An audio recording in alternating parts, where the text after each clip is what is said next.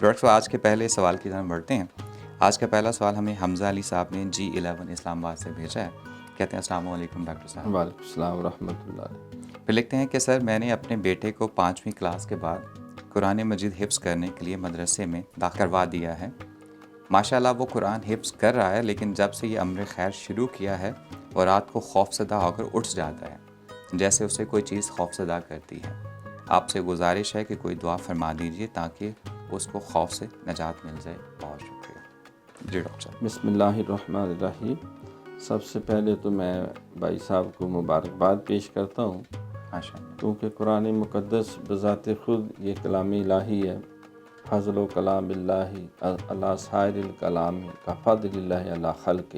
بے شک. اللہ کے قرآن کی فضیلت ساری مخلوق سارے کلاموں پہ ایسی ہے جیسے اللہ کی فضیلت مخلوق. اللہ کی بزرگی اس کی ساری مخلوق کے اوپر ہے.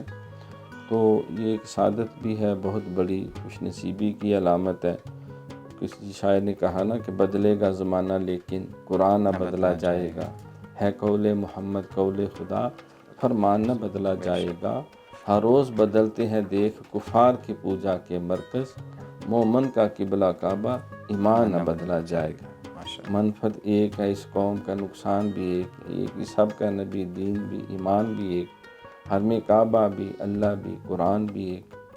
کچھ بڑی بات تھی ہوتے مسلمان بھی ایک. تو قرآن پاک سے وابستگی سرکار نے فرمایا جس کا قرآن سے یا مسجد سے تعلق دیکھو اس کے ایمان کی گواہی ہو. اللہ. تو اس بیٹے کے لیے اللہ مبارک کرے. باقی ظاہر ہے یہ پارٹ آف لائف ہے. بچے جو قرآن حفظ نہیں کرتے وہ بھی بات کا ڈر جاتے، تو اس کے لیے کوئی ایسی ٹینشن لینے کی ضرورت نہیں. انشاءاللہ قرآن کی برکتیں جب اس کے رگ و پے کے اندر، اس کے کردار کے اندر، سوچ کے اندر، اور وہ قرآن کا جب وہ خوبصورت نغمہ سنائے گا اور اس کا ترانہ جب گائے گا، سلام قول من رب رحیم، ماں باپ کے لیے، خاندان کے لیے، اس کی اپنی زندگی کے لیے انشاءاللہ ہر طرح نیک فعال ثابت ہوگا.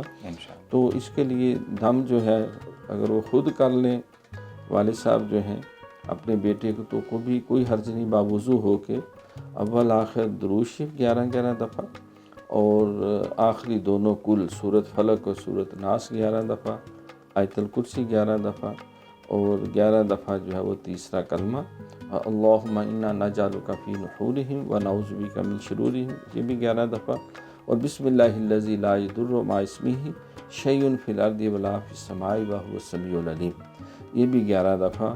یعنی اول آخر درود شریف 11 دفعہ پڑھ کے صبح اور شام اس کو دم کریں. انشاءاللہ تعالی اللہ کے فضل سے وہ سارے خوف ٹھیک ہو جائیں گے. ویسے بھی اس کو پاک صاف بھی رکھیں، جس بستر پہ آرام کرتا ہے وہ بھی ذرا پاک صاف، اور کوشش کریں کہ وہ باوضو بھی رہے، تو انشاءاللہ یہ مسئلہ جلدی حل ہو جائے گا انشاءاللہ. جی حمزہ علی صاحب، جیسا کہ ڈاکٹر صاحب نے فرمایا کہ بچوں کو ڈر جانا بچوں کا ایک عام سی روٹین کی بات ہے. آپ کو اس بات کا پریشانی نہیں ہونی چاہیے کہ شاید وہ قرآن حفظ کر رہا ہے تو شاید اس کے ساتھ کچھ ایسا ہے، کیونکہ قرآن اٹ سیلف ایک دعا ہے اور اللہ کے قرب کا ذریعہ ہے.